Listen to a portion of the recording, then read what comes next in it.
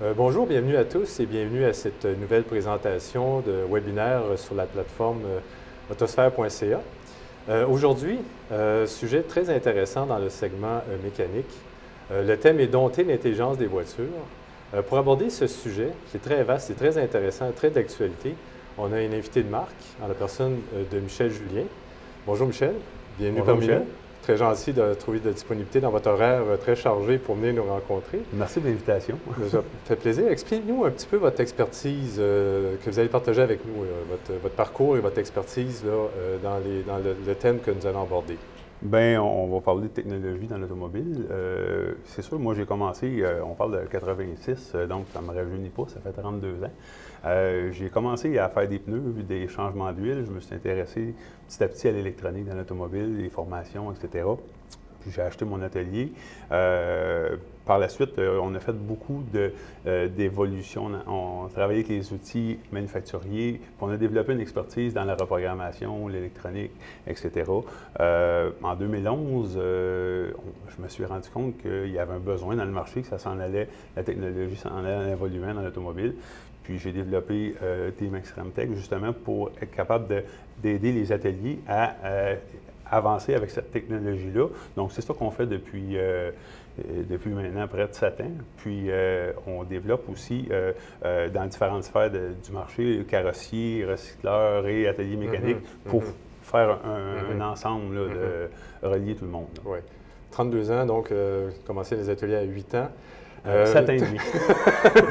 Tu étais bien placé pour voir évoluer les technologies, l'arrivée de ces technologies-là. Ouais. Explique-moi un peu, on parle d'intelligence des voitures, les systèmes informatiques, les systèmes, les réseaux qui sont à l'intérieur des voitures. Qu'est-ce qui justifie le développement, l'apparition et la croissance de ces phénomènes-là dans nos voitures? Bien, ça a commencé avec la gestion de l'électronique relié au moteur, transmission, tout ce qui est mécanique. Puis après ça, il y a eu des normes d'antipollution qui sont arrivées, qu'il a fallu respecter. Donc là, l'électronique a beaucoup aidé à améliorer les systèmes d'antipollution.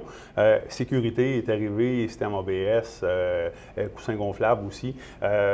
Tout ça ensemble fait qu'à un moment donné, il a fallu créer des réseaux parce qu'il y avait plusieurs ordinateurs, puis les faire communiquer entre eux autres, justement, pour gérer toute cette information-là qui est la centralisée dans le véhicule pour qu'on utilise les données de plusieurs capteurs, mais sans aller chercher la donnée 4 fois avec 4 capteurs pour un ordinateur. Donc, c'est vraiment, l'ordinateur d'ABS va aller voir la vitesse de rotation des roues. Bien, l'ordinateur de la transmission va s'en servir pour savoir à quelle vitesse que le véhicule roule. Oui, ça fait un tout. Fait que si je comprends bien, là, il y a l'aspect sécurité. Il y a l'aspect consommation aussi, émissions polluantes et tout, contrôle des émissions. Il y a l'aspect confort aussi. De plus en plus, là, j'imagine que les voitures sont plus complexes. Pourquoi? Bon, bien, les sièges ajustables, des sièges chauffants, volants chauffants, toits ouvrants. Il y a aussi un paquet d'accessoires qui sont ajoutés et c'est pas géré mécaniquement. Il faut vraiment qu'il y ait un réseau, un système qui puisse gérer chacune de ces composantes-là. Bien, maintenant, en 2018, on ajoute un véhicule parce qu'il y a du Wi-Fi dans le véhicule. Donc, c'est sûr qu'on s'attend à avoir de l'équipement, on s'attend à avoir de la technologie dans le véhicule. Toute cette technologie-là, elle vient de différentes compagnies qui font des systèmes qu'il faut faire communiquer dans le véhicule. Gérer ça aussi, on a des contraintes d'antipollution. Donc, je vous donne un exemple. La batterie, l'alternateur qui charge la batterie, si on est capable de la gérer parce qu'elle tire du courant, puis quand elle charge la batterie, bien, au bout de la ligne, ça consomme plus d'essence. On est capable de gérer la batterie pour dire, bon, bien là, la batterie est pleine, on va arrêter de charger l'alternateur. C'est des ordinateurs qui gèrent ça, mais c'est pour la consommation d'essence au bout de la ligne, pour bénéficier de la consommation d'essence. Oui. Puis, il y a une complexité insoupçonnée là-dedans. Tu sais, bon, un module, c'est un cerveau. Plus il y a de cerveaux, plus il y a des réseaux qui communiquent entre eux. Et tout ça est interrelié. Il y avait un exemple concret de la trappe à gaz qu'on s'était donné avant le webinaire. Explique-moi un peu, pour illustrer un peu la complexité puis la communication entre les modules. Bien, on parlait d'une minivan Kia Sedona 2011, ces années-là, qui, pour ouvrir le cap à gaz, si on veut, communément appelé, pour avoir accès au bouchon à gaz. Il y a 4 ordinateurs qui gèrent le cap à gaz, si tu veux. Il y a, premièrement, le piton il est dans la porte du chauffeur. Donc, l'ordinateur de la porte du chauffeur gère si on paye sur le piton ou pas. Il y a l'ordinateur du derrière du véhicule qui possède son ordinateur, qui gère le petit solénoïde qui va faire ouvrir le cap à gaz. Il y a le body computer, l'ordinateur qui gère les accessoires, qui va assurer la communication. Puis il y a aussi l'ordinateur à transmission, qu'à un moment donné, il va dire « Hey, on roule 100 km/h, puis il vient de peser, s'accrocher dans le piton de la porte. On ne veut pas ouvrir le cap à gaz, là, on roule. » Donc, tout ça, ça met de la logique dans le véhicule pour justement éviter des problèmes comme ça ou éviter qu'un siège chauffant marche quand on demande l'air climatisé à maximum. Tu sais, c'est vraiment juste, ça met de la logique dans les systèmes. Fait que tous les équipements sont là, oui. Ils sont accessibles et ils se parlent entre eux sans même que le conducteur s'en rende compte. C'est géré automatiquement là, selon tous ces paramètres-là. Les signaux sont envoyés, acceptés ou non, et il y a un geste, il y a une action qui est posée. La trappe ouvre ou pas, dépendamment là, de la vitesse du véhicule puis des conditions. C'est ça. Bon, on a parlé un petit peu comment est-ce que ça fonctionne ensemble, ces systèmes-là. Des fois, les gens disent qu'il y a un ordinateur central et tout. Non, chaque module a sa fonction, chaque module a son intelligence et ils communiquent entre eux. Donc, s'il y a un geste qui est posé, une intervention qui est faite, c'est pas juste le module qui est interpellé qui va faire l'action, mais il va consulter un peu ses voisins pour être bien sûr que ça marche. Là. Dans le fond, si on parle d'un système informatique, parce qu'on parle plus de système informatique d'un véhicule, il y a le routeur, la porte d'entrée, dans le fond, où tous les ordinateurs vont se rattacher. Il y a le réseau de communication, puis des fois, il y a 3, 4, 5 réseaux de communication différents dans un véhicule. Puis ces modules-là vont avoir chacune tâche spécifique. Ils vont envoyer l'information, puis les autres modules qui vont avoir besoin de l'information vont aller la chercher. Donc, si on fait un parallèle à notre maison, on peut avoir 4 ordinateurs d'une maison, on rentre par un routeur, il y a un pare-feu. Il y a un pare-feu aussi dans le véhicule. Et on a le Wi-Fi, on a la communication filaire. Ça fait 2 réseaux. Dans un véhicule, il y en a 2, 3, 4 comme ça. Puis, ils ne se communiquent pas nécessairement entre eux autres, mais ils vont se rejoindre, puis l'information est centralisée. Là. Oui. Intéressant parce que justement, là, on a une question d'une personne qui est en ligne avec nous. J'aimerais savoir, est-ce qu'il y a un danger de piratage avec tous les systèmes de communication? Parce que c'est sans fil, ça. Donc, c'est ça, des signaux qui peuvent être... Il y a une anecdote là, historique là, sur le Jeep Grand Cherokee. Je pense qu'il quelqu'un avait perdu... Quelqu'un avait pris le contrôle à distance du véhicule. Ça reste une crainte. Y a-t-il un danger réel par rapport à ça? Le danger est vraiment minime. Selon moi, il n'y en a pas vraiment. Premièrement, parce qu'on parlait de différents réseaux puis de pare-feu. Donc, tout ce qui est, on appelle ça entertainment, navigation, radio, système de son, etc. C'est sur un réseau qui est complètement isolé du réseau powertrain, dans le fond, si on veut, moteur-transmission. Donc, pour hacker un véhicule ou prendre le contrôle d'un véhicule, il faudrait physiquement mettre quelque chose ou bypasser des fils avant de prendre le contrôle. Parce que si on passe par l'antenne du GPS, c'est vraiment difficile d'avoir accès à la communication moteur. Là. Donc, encore plus tourner le volant, etc. Donc, ça peut se faire, mais par contre, moi, je dirais, on peut peut-être aller à débarrer les portes, là, mais plus loin que ça. C'est, Qui prennent le contrôle de ton véhicule puis qui t'insultent par la radio, c'est plus des films de science-fiction. Ça peut arriver, mais les manufacturiers mettent beaucoup d'énergie et d'argent à protéger le réseau. Bon, on parle de modules, qui sont les petits cerveaux là, à bord du véhicule. Il y en a plusieurs. Hein? C'est historiquement depuis les années 80-90 que tu me racontais tout à l'heure, que ce n'est pas nouveau.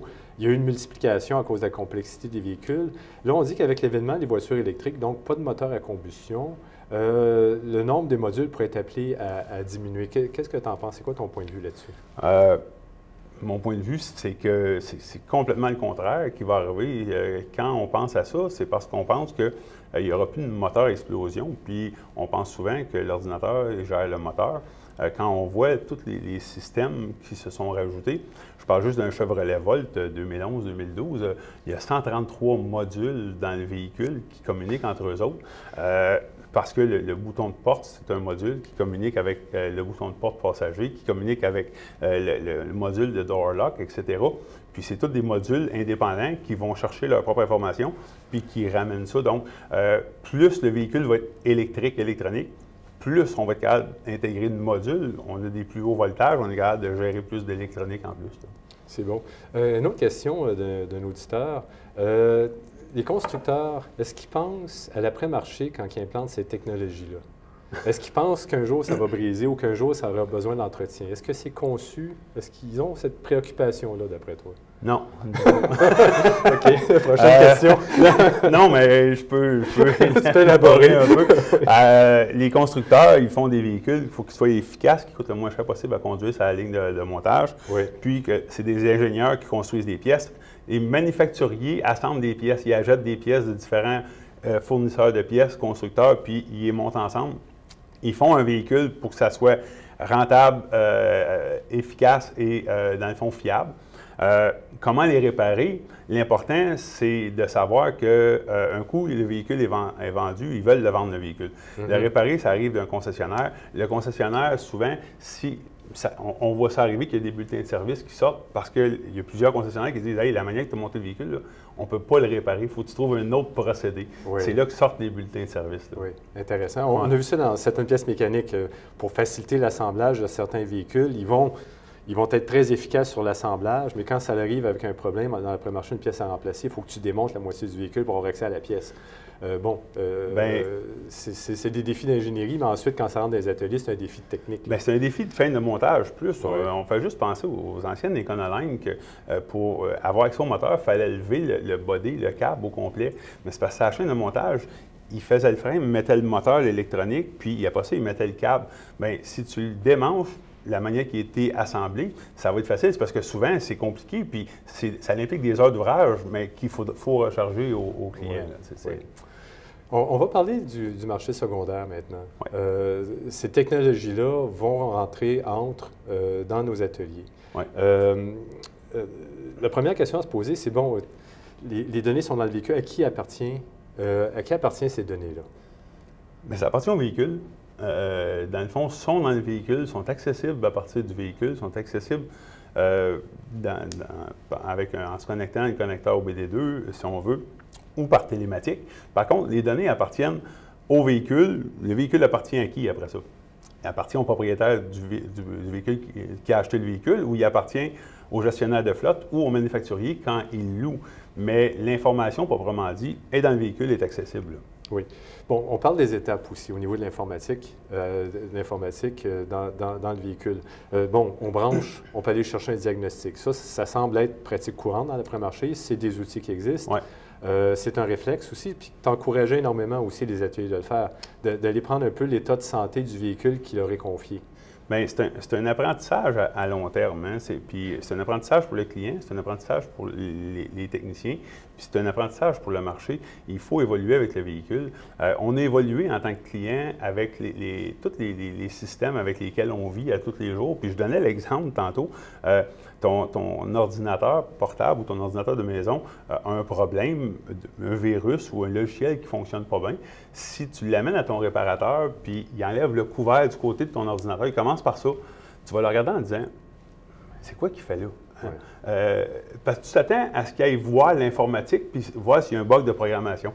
Le véhicule, c'est un système informatique qu'il va falloir voir de la même manière. Donc, aller interroger le véhicule quand il rentre dans l'atelier, c'est dans le fond la première étape qui est essentielle, je pense, à notre business. Puis si on veut continuer à bien guider le client puis bien faire notre ouvrage, il va falloir commencer à vérifier l'électronique des véhicules. Ce que le véhicule a à dire en partant, c'est le plus facile à faire pour aller chercher l'information du véhicule pour l'inspection. Parce que traditionnellement, évidemment, l'inspection, c'est les freins, la suspension, l'usure des pneus, les niveaux de liquide.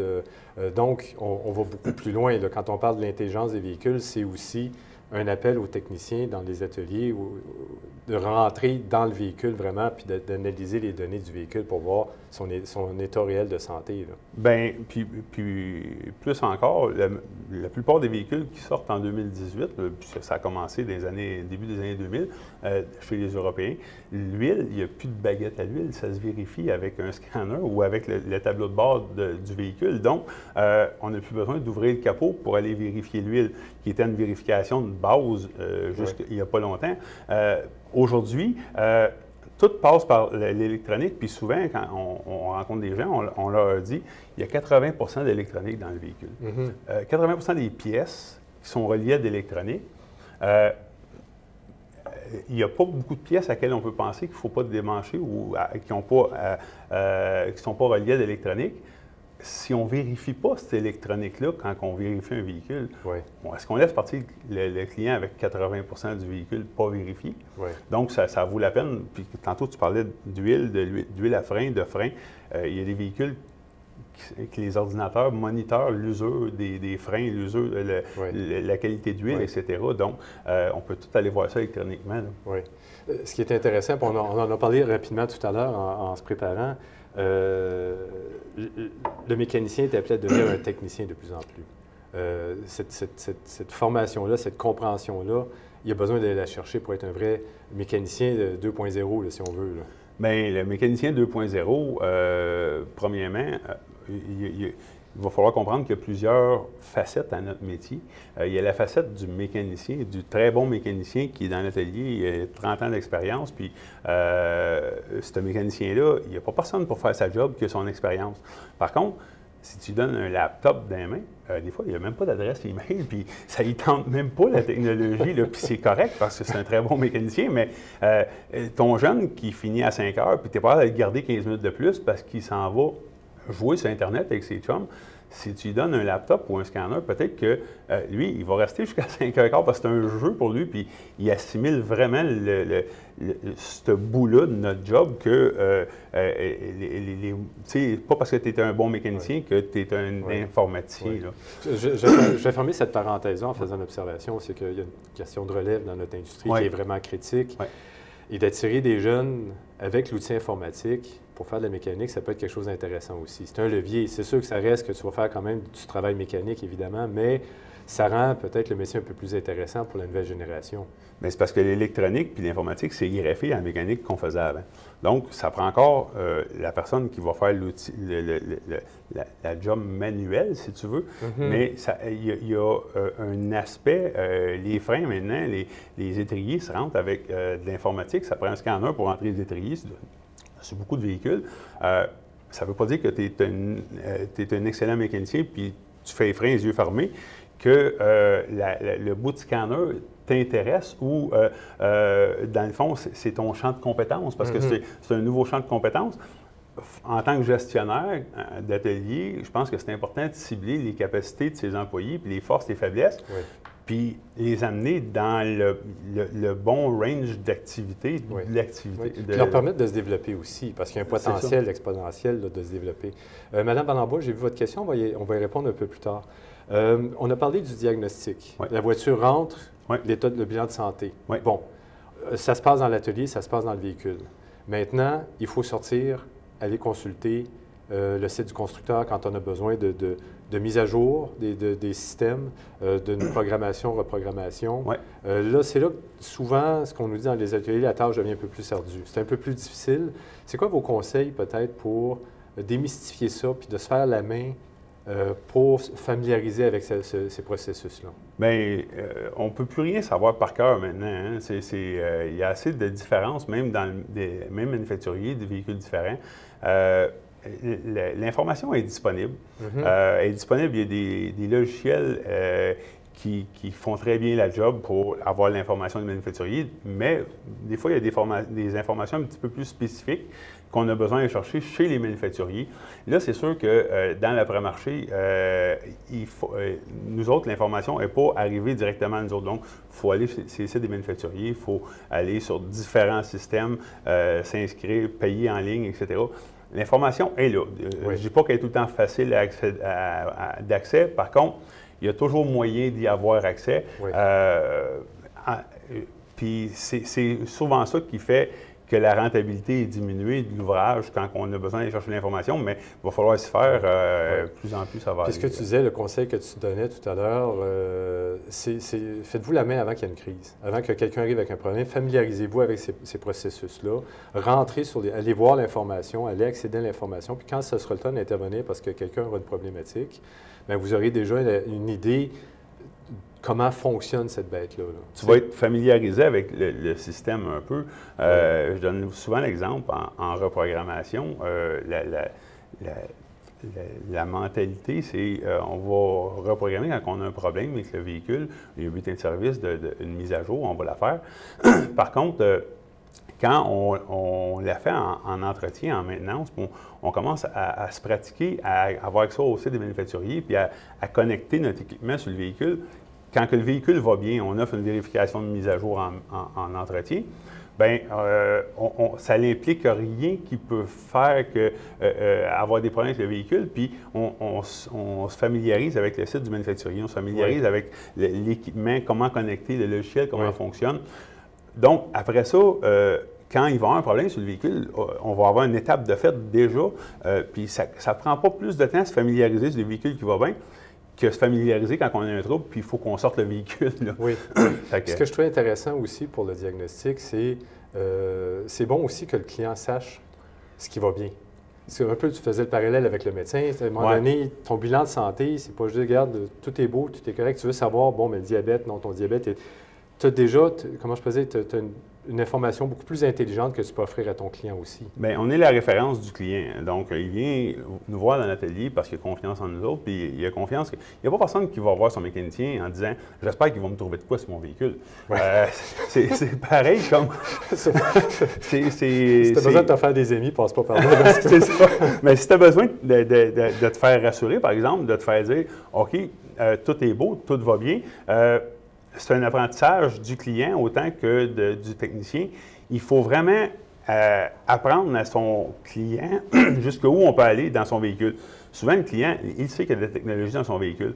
Mais je donnais le parallèle à notre médecin. Tu vois ton bilan de santé, puis ton médecin, il t'auscule, puis tout ça, puis tout est beau. Tu arrives chez vous le soir, ta femme a dit, puis tout est beau, ton diabète est beau. Bien, ça doit, il ne m'en a pas parlé, fait que ça doit être beau. C'est la même affaire quand on va chez notre mécanicien. Ça nous a en parler, tu sais, de l'état de santé de son véhicule pour que le client comprenne. Sinon, il part de l'atelier, puis tout était beau. Puis comme tu disais aussi, c'est qu'il y a une éducation à faire avec le client, puis il y a une préparation, c'est-à-dire qu'advenant comment il y a un problème, bien, il sait que tu comprends comment ça marche parce que tu as fait la démonstration. Il y a un lien de confiance au niveau de l'expertise de l'atelier, de dire, mon Dieu, il est rentré, il n'a pas juste kické mes pneus puis checké mes niveaux d'huile. Il est rentré dans le véhicule, il est allé diagnostiquer mes systèmes. Et il a pu me dire que, regarde, il y a peut-être un code, là, mais c'est bon, comme tu disais, c'est peut-être pas un code important. Bon, mais est-ce qu'on touche, on ne touche pas? Il sait au moins où est-ce que tu travailles, où est-ce que tu es rendu dans ta compréhension des systèmes informatiques du véhicule. Puis ça, c'est important pour le client, dans le fond, qu'il sache qu'on peut réparer son véhicule. Souvent, le client n'en parlera pas, puis il va penser qu'il va falloir que j'ai le concessionnaire parce que c'est de la technologie. Oui. Je parlais l'autre jour... quand le client entre avec son véhicule, si on faisait une analyse électronique avec le scanner, pas une analyse de diagnostic puis charger un scanner, juste analyser l'informatique du véhicule, sortir la liste des modules avec s'il y a des codes en historique, etc. Que ce soit pour un changement d'huile, on fait ça systématiquement. Le client arrive à récupérer son véhicule. On lui dit, voici, on a fait une analyse de ton véhicule. Premièrement, on lui montre, voici, il y a 22 ordinateurs dans ton véhicule. Il y a un code en historique de... X, ça n'a pas d'importance. Il y a un code, par contre, de moteur de siège qui ne fonctionne pas. Souvent, le client va dire « Ah oui, c'est vrai, mon siège ne recule pas. Je pensais qu'il fallait que j'aille chez le concessionnaire. Oui. » On est dans la saison des pneus, on n'a pas le temps de le faire là. On dit au client « C'est pas grave, on va te donner un rendez-vous quand ça va être plus tranquille. Oui. » Ça va être beaucoup plus facile, le client, ça va le rassurer. Puis le client, ça fait 6 mois que ça le fatigue. Oui. Il est capable d'attendre. Oui. Puis je donne un exemple, souvent, les clients arrivent pour un changement d'huile, puis les essuie-glaces sont en train de graffiner le pare-brise. Souvent, s'il n'y a pas plus cette journée-là, le client t'en a pas parlé quand il te demande un changement d'huile. Mais si tu l'appelles, tu lui dis « je vais changer tes essuie-glaces », c'est rare qu'il va s'ostiner parce qu'il va dire « ben oui, c'est vrai, j'ai oublié de t'en parler ». Mais je me mets à la place du client, là, ça fait 6 mois que son siège est coincé, qui n'en parle même plus. Il va avec, puis lui, sans même toucher au siège, je lui dis « écoute, en passant, il y a un problème sur ton moteur de siège. » Wow! Wow! Bien, ça met le client en confiance en disant il a vraiment vérifié mon véhicule de A à Z. Là, wow. Puis l'électronique permet de le faire. Elle permet de vérifier 80 du véhicule en se connectant et en laissant l'appareil diagnostiquer le véhicule. Après ça, ben oui, il reste les inspections de base à faire. Puis c'est encore très important, là, la direction, suspension, les freins. Par contre, si pendant qu'on fait ça, il y a un appareil qui vérifie le reste du 80 on est en business pour l'information du véhicule, puis le client se sent vraiment en confiance quand il vient récupérer son véhicule. Une question ici de M. Félix Bouchard. Croyez-vous qu'il y aurait matière à effectuer des mises à jour sur des ordinateurs de groupe moto-propulseurs de véhicules électriques? Certainement. On pense juste au nouveau Chevrolet Volt. Il y a beaucoup de mises à jour sur la gestion de la charge, sur la gestion du courant, sur l'autonomie. Le client qui achète un véhicule hybride ou électrique, ce qu'il veut, c'est avoir de l'autonomie le plus possible, sauver de l'essence. Puis les ingénieurs, ils se rendent compte, ils dépensent des millions puis des milliards à essayer d'améliorer leurs produits en roulant. On est chanceux. Dans les années 80, on achetait une Chevelle avec un carburateur, un 750 CFM, bien, il fallait physiquement le changer si le mélange n'était pas bon. Là, présentement, on est capable d'ajuster la gestion de la batterie, on est capable d'ajuster la gestion du moteur qui charge la batterie. Tout ça en faisant des mises à jour. Puis, oui, c'est régulier, là, et il y en a beaucoup. Puis, le client, souvent, bien, c'est ça qu'il veut, l'autonomie puis l'économie d'essence. Puis, ce qu'on disait un peu, c'est un peu comme les téléphones intelligents. Les mises à jour, souvent, sur les applications, même le système d'opération, va bonifier ton expérience. Ça veut dire, même si le téléphone était très bon quand tu l'as acheté, ta voiture était très bonne quand tu l'as acheté, la construction n'est pas terminée, l'évolution du véhicule n'est pas terminée. Il peut avancer dans le temps en faisant des mises à jour comme ce qui est mentionné. Ben oui, puis ce qui est important, parce que souvent, je me le fais dire, quand on fait le parallèle avec le téléphone, le monde dit oui, mais la mise à jour est gratuite sur le téléphone. Oui, OK, c'est correct, la mise à jour est gratuite. Par contre, tu changes le téléphone aux 3-4 ans. Une mise à jour, à un moment donné, va faire que ton téléphone tombe désuet, puis il faut que tu achètes un autre téléphone. Oui. Donc, il y a deux manières de vendre des mises à jour. Là. Les vendre avec l'appareil aux 2-3 ans. Ou change de toi à 3 ans. C'est ça. Mais ça, c'est la réalité. Puis oui, tu as raison. La mise à jour, souvent, elle va améliorer des choses puis on ne s'en rendra pas compte. On fait la mise à jour systématiquement de notre téléphone, puis qu'est-ce que ça a fait? On ne sait pas, mais ça doit avoir amélioré. Ils ont dépensé du temps et de l'argent pour la faire. C'est la même chose pour le véhicule. C'est à nous autres d'aller la checker dans l'après-marché. C'est même pas checké, vérifié systématiquement chez les concessionnaires pour X raisons, mais l'entretien, c'est nous autres qui devraient la faire. Ouais. Le téléphone, il y a beaucoup, si on se met à regarder les mises à jour, souvent c'est gestion de la batterie, gestion de la charge, économie d'énergie. Fait que c'est la même affaire pour l'automobile. Le téléphone, il y a un ordinateur dans un téléphone qui est conçu pour durer de 3 à 5 ans. Un Chevrolet Volt a 133 ordinateurs qui sont conçus pour durer minimum 10 ans. Donc, c'est sûr qu'ils se sont gardés de l'espace pour l'évolution du véhicule là, en mise à jour. C'est bon. J'aimerais qu'on aborde la question marketing, communication. Toute la question de télémétrie, de communication entre le véhicule, le concessionnaire, le consommateur. Il y a des préoccupations que le marché secondaire soit complètement effacé de l'équation. De dire, mais le concessionnaire pourrait prendre contact avec l'utilisateur du véhicule qui a été vendu, lui dire, tu es dû pour un entretien, une vidange d'huile, prends rendez-vous à l'atelier, chez le concessionnaire. Certains voient ont une crainte par rapport à cette nouvelle technologie-là. Écoute, moi je n'ai pas de crainte par rapport à ça pour la simple et unique raison que l'information est dans le véhicule. Il y a des systèmes présentement, des accessoires qui font qu'on peut aller chercher cette information-là, que ce soit dans l'atelier ou à distance. Le petit dongle Les assureurs ont compris ça. On va juste penser à un système Ajusto, là, sans faire de publicité pour personne. Ça fait des années que ça existe, puis on va chercher l'information de conduite du conducteur dans le véhicule, puis on ajuste la prime d'assurance. Oui.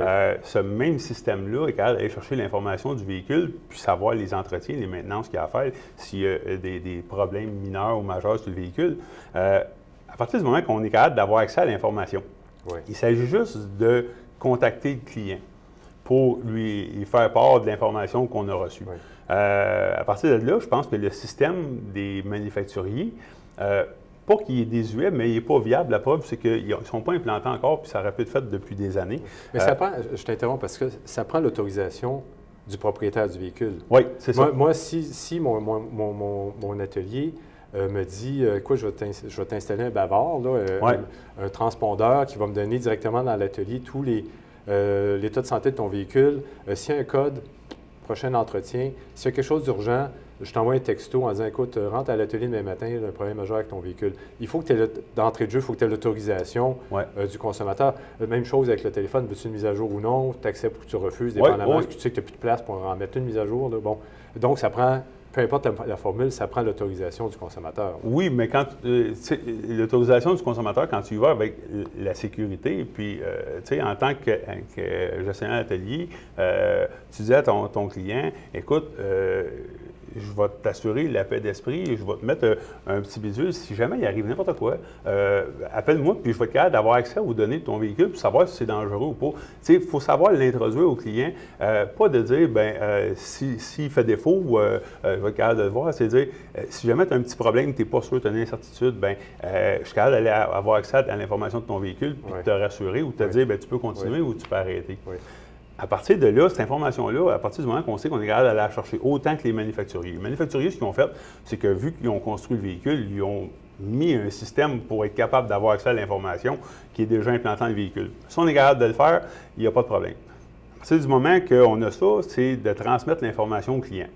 Puis là, on se dit, on a pas, ce que j'entends, c'est qu'on a peur que les concessionnaires servent de ça pour faire leurs spéciaux de pneus, pour ramener le client pour les entretiens aux concessionnaires. Oui.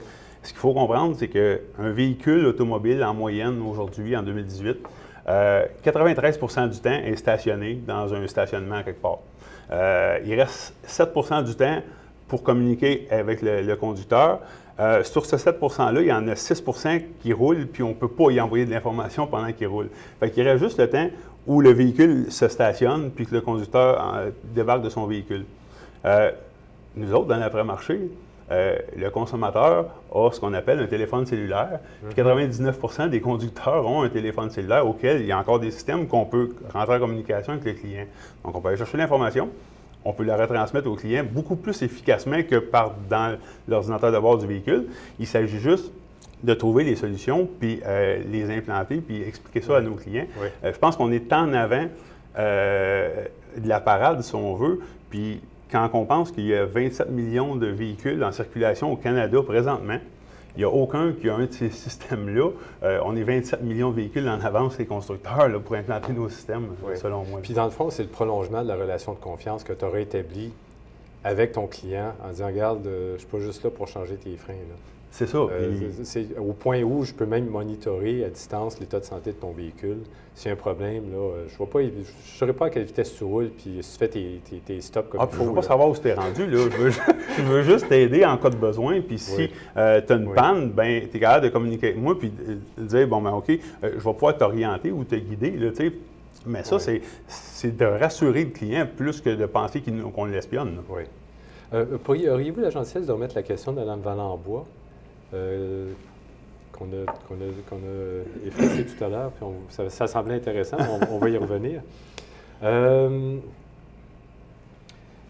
OK, c'est ça, mais c'est intéressant parce qu'on parlait de télémétrie. Est-ce que c'est possible de faire la mise à jour à distance des modules? C'est une large question, mais oui, c'est possible. Dans certains cas, il y a des manufacturiers qui le font déjà. Tantôt, on parlait là, des réseaux informatiques, tout ce qui est entertainment, navigation, radio, etc. Il y en a qui se font déjà. Par contre, pour se rendre au groupe motopropulseur, c'est vraiment différent. C'est sûr qu'avec l'avenue des véhicules hybrides, un des gros problèmes, c'était de garder la batterie à un voltage assez élevé. Avec les véhicules électriques et hybrides, c'est plus un problème. Ça, on vient d'éliminer un problème. Deuxièmement, c'est vraiment d'autoriser le conducteur qu'on va faire une mise à jour, puis que quand on fait une mise à jour du navigation ou du radio, ça n'implique pas que le véhicule est grandé qui part pas. Quand on va faire une mise à jour du moteur, de la transmission, ça implique que le consommateur ne peut pas prendre son véhicule pendant un laps de temps. Puis c'est là le litige du droit à l'accès de l'information, etc., surtout aux États-Unis. Oui. Il faut qu'ils soient en connaissance là, de cause. Tu ne peux pas faire ça sans aviser le propriétaire là, que ton véhicule ne sera pas disponible pendant 1 heure parce qu'il y a une mise à jour et qu'il n'y a rien qui fonctionne. Là, Bien, c'est ça. Puis les systèmes qu'on voit présentement qui sont capables d'être faits à distance, c'est les systèmes, quand on parle d'entertainment, puis navigation, etc., qui, avant, se faisaient avec une clé USB.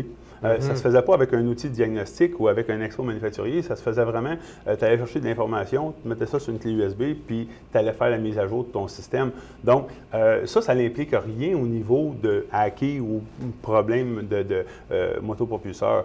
Mais par contre, c'est ça, le consommateur, lui, qui fait grandir son véhicule une vingtaine de minutes, bien, avec l'accès à la vie privée puis l'accès à l'information, va faire qu'il peut dire, surtout aux États-Unis, le système de loi, pas pareil, là, dans les 20 minutes que tu as fait ma mise à jour, j'avais besoin de mon véhicule, puis ça a eu des répercussions. Là, c'est méchant de faire grandir son véhicule, c'est quoi? C'est de garder immobile? Excuse-moi. C'est dans le fond d'immobiliser le véhicule, parce que pendant que tu fais une mise à jour, le véhicule ne peut pas rouler. Si tu fais une mise à jour du logiciel qui gère le moteur, bien, c'est sûr que le moteur ne peut pas fonctionner pendant ce temps-là. Non, je comprends. Fait que tu ne pourras pas partir ton véhicule. Le litige est un petit peu là. Ça se fait. Il faudrait raccourcir beaucoup les temps de téléchargement puis de mise à jour. Puis aussi, il y a des zones que l'Internet n'est pas accessible. Donc, il faudrait vraiment trier sur le volet lesquels on peut faire et lesquels on ne peut pas faire. Les plus lourdes ou les moins lourdes, effectivement. Ça. Écoute, moi, ça fait le tour des questions qu'on avait, des sujets que je voulais qu'on aborde ensemble. J'espère que nos auditeurs en ont tiré profit. Y avait-il des éléments que tu as ajoutés ou on a fait le tour pas mal? Bien, on a fait le tour. Je pense que l'important, c'est de croire en nous autres puis de dire il y a des outils présentement qui sont capables de nous aider à être très, très, très compétitifs, sinon plus que les concessionnaires, parce qu'on a une grosse force que les concessionnaires n'ont pas, c'est que le client, quand il vient dans nos ateliers, c'est parce qu'il veut venir chez nous. C'est pas parce qu'il a acheté le véhicule de ce concessionnaire-là, dans le fond. Donc, on a une force, c'est que le client veut encore venir chez nous. Il faut juste garder la relation de confiance puis utiliser les outils technologiques nécessaires pour continuer à réparer le véhicule. Mais oui, il y a beaucoup, beaucoup d'espoir. Il faut juste... Fait que c'est l'intelligence du véhicule, mais c'est bon pour la business. Bien, c'est bon pour la business, certain. Si on y va avec comment le véhicule est construit, c'est sûr que dire que c'est plate, le manufacturier, il ne développe pas les véhicules selon le vrai marché, ça n'arrivera jamais. Mais nous autres, je pense qu'en tant que réparateur, en tant que technicien, il faut s'adapter à comment le véhicule est construit. Il faut aller chercher la main-d'œuvre nécessaire, les qualifications nécessaires.